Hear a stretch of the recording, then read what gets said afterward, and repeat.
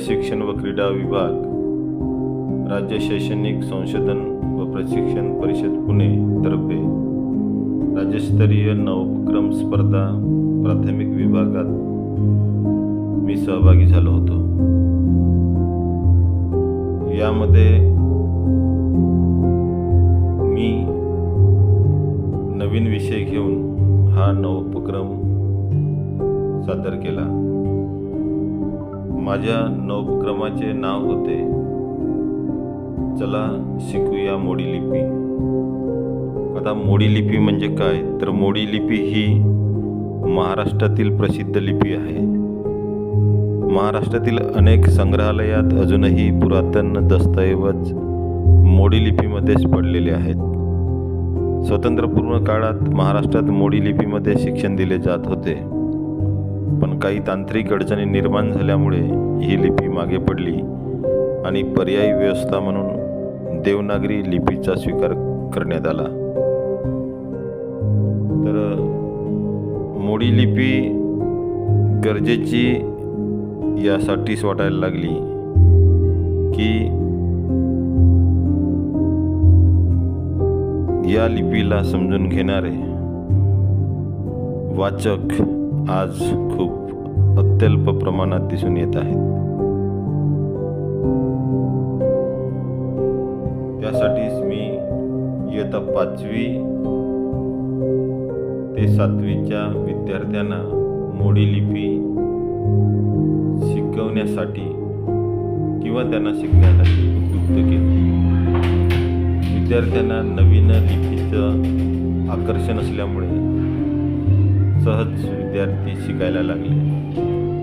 ही जी मुलगी दिसत आहे तिचं नाव आहे मेघधारा वाडके, इयत्ता 7वीची विद्यार्थिनी आहे। ती सहज 1 महिन्यात मोडीचं लेखन करायला लागली आहे। कोणताही विषय द्या, कोणताही शब्द द्या किंवा वाक्य द्या, ती सहज लिहू शकते। असे जवळपास 20 विद्यार्थी उत्तम लेखन व वाचन करतात।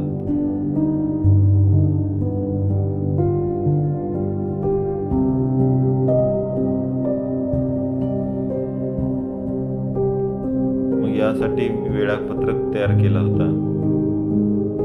ऑगस्ट महिन्यात येणारे सर्व रविवार, सप्टेंबर महिन्यात येणारे सर्व रविवार, ऑक्टोबर महिन्यात येणारे सर्व रविवार, त्यासाठी वेळापत्रक तयार केला। प्रत्येक महिन्याचं बाराखडीपासून तर शेवटचं दस्तऐवज वाचनपर्यंत तो वेळापत्रक विद्यार्थ्यांना दिला आणि त्या वेळापत्रकानुसार हे क्लासेस सुरू केले। हा जो विद्यार्थी शब्दांचं लेखन करताना दिसतो तो श्रीकांत कुलसंगे आहे, इयत्ता 7वीचा विद्यार्थी। असे 5व्या वर्गात, 6व्या वर्गात आणि 7व्या वर्गातील विद्यार्थी, जवळपास वर्गातील 90% विद्यार्थी उत्तम लेखन करत आहेत। भविष्यात हेच विद्यार्थी मोडीचे अभ्यासक म्हणून पुढे येतील याची मला खात्री आहे। तर हे जे काही फळ्यावर लिहिलेलं दिसत आहे, मोडी लिपीत लिप्यांतर केलेलं मराठीतले काही शब्द आहे।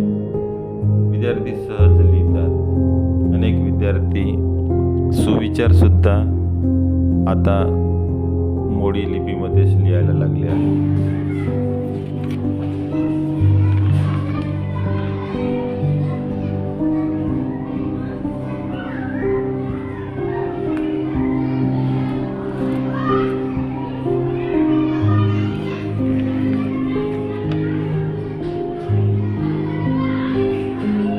बाराखडीपासून सुरू झालेला हा प्रवास